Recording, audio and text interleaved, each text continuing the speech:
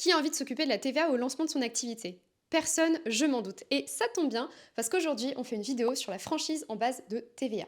Concrètement, elle permet de ne pas facturer la TVA à vos clients et de réduire fortement la charge administrative. Contrairement à ce que beaucoup pensent d'ailleurs, la franchise en base de TVA, ce n'est pas réservé qu'aux micro-entrepreneurs. Elle peut concerner vraiment plusieurs formes d'entreprises tant que certaines conditions sont bien respectées, et notamment la condition du montant de chiffre d'affaires, mais ça je vous l'explique par la suite. Dans cette vidéo, je vous explique ce qu'est la franchise en base de TVA, à qui ça s'adresse et dans quel cas c'est une bonne option ou une mauvaise, parce que oui, ça peut être une mauvaise option, c'est ce qu'on verra. Allez, c'est parti. Alors déjà, pour commencer, c'est quoi la franchise en base de TVA? C'est tout simplement un régime fiscal qui est accessible sous certaines conditions de chiffre d'affaires. Je vais vous donner les conditions juste après. Par contre, attention, vous devez obligatoirement faire figurer la mention suivante sur vos factures: TVA non applicable, article 293B du CGI. Vraiment important. Vous ne facturez pas la TVA, mais notez ça.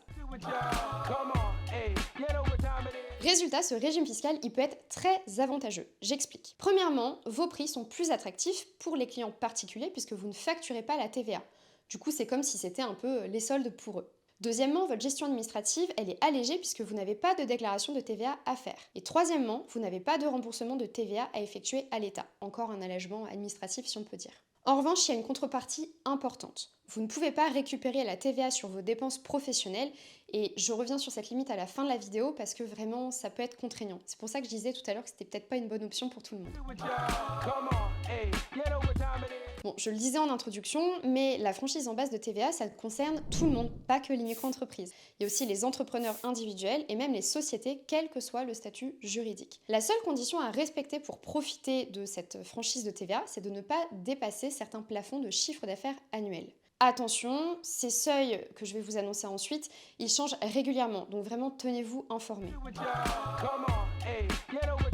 Les seuils justement que je vous présente, c'est ceux de 2026. Je mets un article en description de cette vidéo avec les seuils qui sont mis à jour régulièrement, tous les ans. Donc si vous me regardez en 2035, normalement ça devrait être à jour. Mais sinon vous faites votre petite recherche internet si ça existe encore d'ici là. Bon, trêve de plaisanterie. Donc, il existe des seuils généraux et des seuils spécifiques qui sont appliqués aux avocats, aux auteurs et aux artistes-interprètes. Je vais vous présenter les deux. Bon, par contre, avant, je dois vous présenter la différence entre le seuil de base et le seuil majoré. Le seuil de base, c'est un seuil, si vous le franchissez, vous serez soumis à la TVA à partir du 1er janvier de l'année suivante. Au contraire, le seuil majoré, lui, il est beaucoup moins rigolo. Du moment que vous dépassez le seuil majoré, vous n'avez plus le droit à la franchise en base de TVA avec effet immédiat.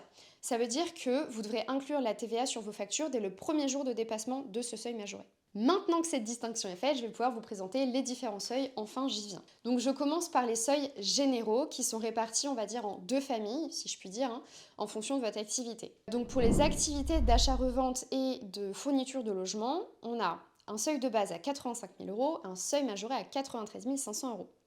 Pour les prestations de services et location de meublés, on a un seuil de base à 37 500 € et un seuil majoré à 41 250 €.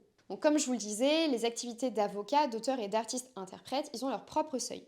Et là encore, on a deux familles d'activités. On a les activités réglementées et les activités non réglementées. Les activités réglementées, elles s'appliquent pour les avocats, les artistes-interprètes et les auteurs sur les revenus des ventes d'œuvres et la cession des droits d'auteur. Donc, une fois que j'ai dit ça, pour les activités réglementées, le seuil de base il est à 50 000 € et le seuil majoré à 55 000 €. Pour les activités non réglementées, on a un seuil de base à 35 000 € et un seuil majoré à 38 500 €. Vous l'aurez compris, si vous dépassez ces seuils, vous n'avez plus le droit à la franchise en base de TVA et vous passez directement au régime réel simplifié ou au régime réel. Ça, je vous en ferai une autre vidéo. Chaque chose en son temps. En attendant, si c'est des sujets qui vous intéressent, je vous mets des petits articles en barre d'infos, n'hésitez pas à regarder. Donc maintenant, j'aimerais finir cette vidéo avec un petit point d'attention. En fait, je vous le disais en intro, la franchise en base de TVA, c'est peut-être pas la meilleure option pour tout le monde, même si vous y avez le droit. J'explique.